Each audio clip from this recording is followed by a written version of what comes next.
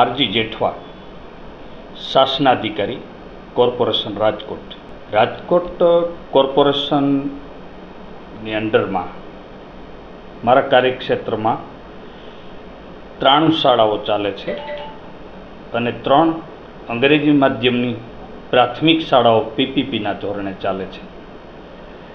જે ગુજરાતી માધ્યમની 93 શાળાઓ છે એમાં 34,500થી વધુ વિદ્યાર્થીઓ અભ્યાસ કરી રહ્યા છે, બાલવાટિકાથી ધોરણ 8 સુધી. અને અંગ્રેજી માધ્યમની જે 3 શાળાઓ છે એમની અંદર 600થી વધુ વિદ્યાર્થીઓ અંગ્રેજી માધ્યમનું શિક્ષણ મેળવી રહ્યા છે.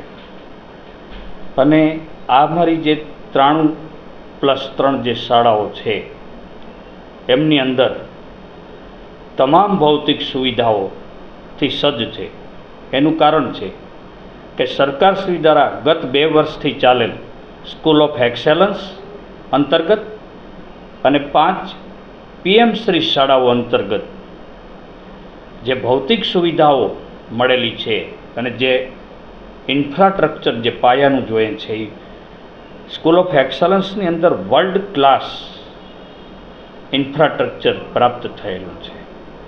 અને સુવિધાઓની વાત કરું તો આધુનિક સમયની અંદર કોમ્પ્યુટર લેબ, સ્માર્ટ વર્ગખંડો, રમતગમત માટેના વિશાળ મેદાનો, રમતગમતના સાધનો, આ તમામ બાબતોથી શાળાઓ સજ્જ છે.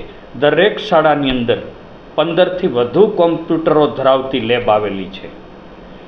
અને તમામ શાળાની અંદર સંગીતના સાધનો તમામ પ્રકારના અને સાઉન્ડ સિસ્ટમથી સંગીતમય પ્રાર્થનાઓ થતી હોય, રમતગમતના મેદાનની અંદર રમતગમતના સાધનોથી બાળકો ખૂબ લાભ લેતા હોય. એટલે આમ નગર શિક્ષણ સમિતિની શાળાઓની અંદર બાળકનો સર્વાંગી વિકાસ, જે શિક્ષણની ભાષામાં બાળકનો સર્વાંગી વિકાસનો ખ્યાલ રાખી અને હાલ કામ થઈ રહ્યું છે.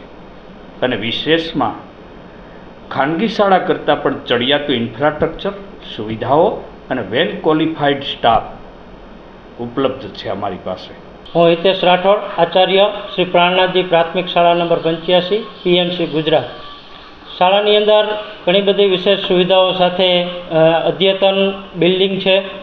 એ દરેક જે ક્લાસરૂમ છે એ ડિજિટલ ક્લાસરૂમ ડિજિટલ બોર્ડ દ્વારા એ સરકારશ્રી દ્વારા આપવામાં આવ્યા છે.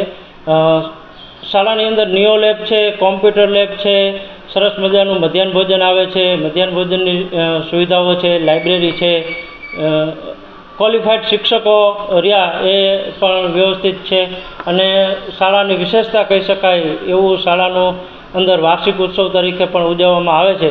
તો ખાનગી શાળાની સરખામણીએ સરકારી શાળાઓ રહે ને ખૂબ જ સુવિધાયુક્ત અને એને ખાનગી શાળાને ટક્કર મારે એવી શાળાઓ નગર પ્રાથમિક શિક્ષણ સમિતિની શાળાઓ આવેલી છે. રાજ્ય સરકાર દ્વારા સ્પર્ધાત્મક પરીક્ષાઓ ઓવરઓલ ગુજરાતમાં લેવામાં આવતી હોય છે. CET એક્ઝામ છે, NMMS છે, જ્ઞાન સાધના છે, આવી જેવી સ્પર્ધાત્મક પરીક્ષાઓ લેવામાં આવતી હોય છે. એમાં આપણી શાળા શ્રી પ્રાણનાથજી પ્રાથમિક શાળા નંબર 85 PMC ગુજરાતના 27 બાળકો ધોરણ 5ની અંદર આ CETની એક્ઝામની અંદર મેરિટમાં સ્થાન પામ્યા છે.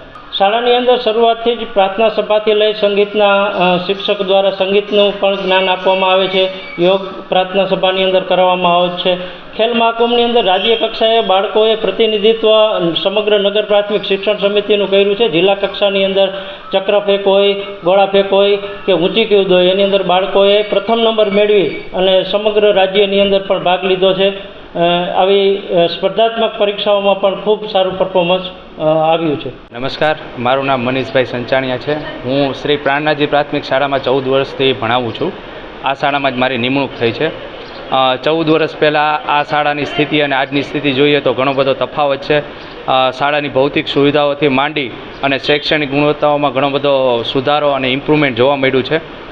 અમારી શાળામાં computer lab, smart lab, neo lab તેમજ લાઇબ્રેરી, લેબોરેટરી તમામ સુવિધાઓ સાથેની આ સરકારી શાળા છે. આ સાથે ડિજિટલાઇઝેશનની સાથે શાળાના શિક્ષકોને પણ વિદ્યાર્થીઓને ભણાવવામાં ઘણી બધી સગવડતા મળી છે.